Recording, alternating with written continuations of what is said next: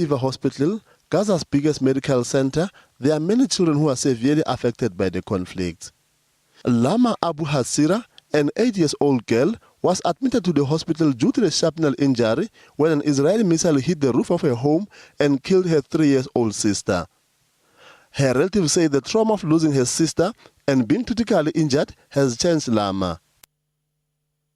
Of a treatment to bring those children back to their normal life. And it's not only about cuts and injuries, even the voices of explosions, gunfire and the warplanes will always stick into their minds, reminding them of the horrific experience of war.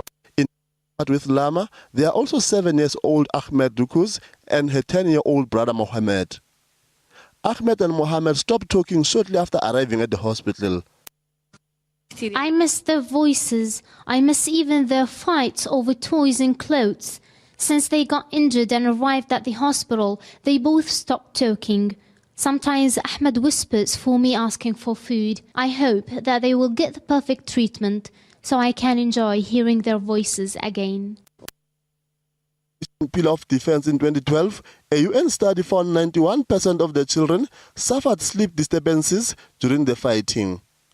85% reported loss of appetite. 82% say they felt angry and they were continuously afraid. The Gaza Health Ministry says more than 2,100 Palestinians were killed in the Israeli Operation Protective Edge and more than 10,000 wounded.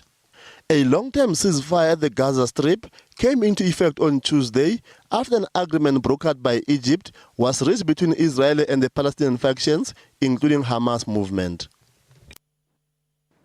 Meanwhile, humanitarian organization Gift of the Givers left South Africa for the Gaza Strip this week with 16 tons of emergency medical supplies. The organization has been granted permission to take medical teams, equipment and ambulances. However, SABC News understands that they have not yet entered Gaza and are still waiting to be allowed in. Hundreds of people have died in Gaza since Israel started an offensive against Hamas militants early last month.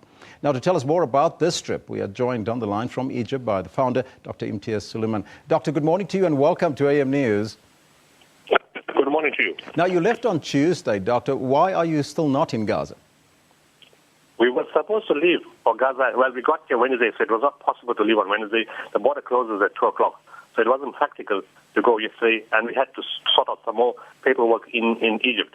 But we were supposed to leave this morning at 3 a.m., and the teams were ready, got to bed, and suddenly at 9:15, I got a call from the Egyptian ambassador to South Africa. He says, please don't leave for Rafah today, tomorrow morning. So I said, why? He said, but your name is not on the list. They will stop you on the way to the ferry. So I said, why should they stop me? He said, because it takes 48 hours for the names to be cleared. I said, but you got the names for more than 96 hours. Which 48 hours are you referring to? He said, please don't go. Ask your embassy in Cairo to speak to them today in the morning and get more details about the date and the time. He said, I can do that for you also, but it's faster if they do it from that side. But please don't go. Your trip will be wasted. So I said, but last week you gave an approval number to DERCO. The number said that a cargo plane can land in Egypt. It said the supplies, meaning the ambulance, equipment and medicines, can come to Rafah.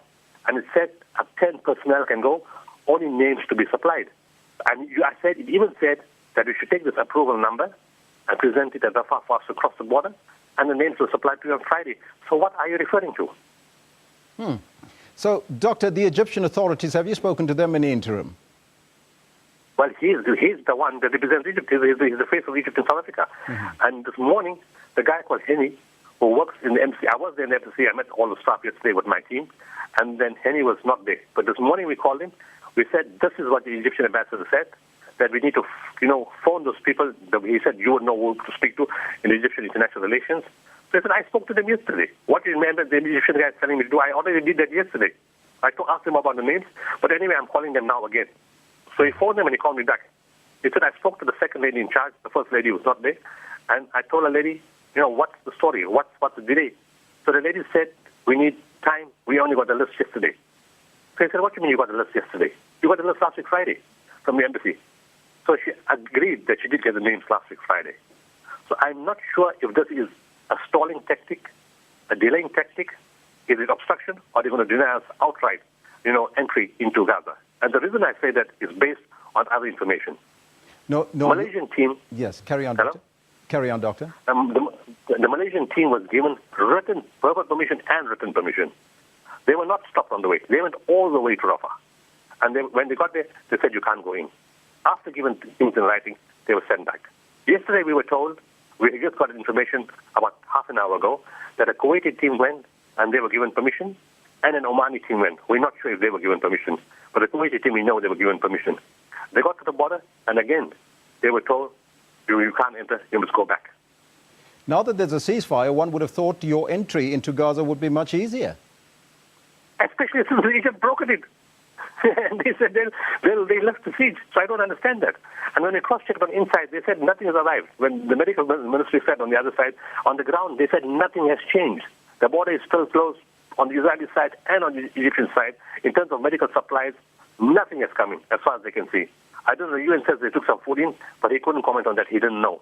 But he said in terms of the medical side, nothing has come through. How dire is the need for those medical supplies in Gaza, Doctor?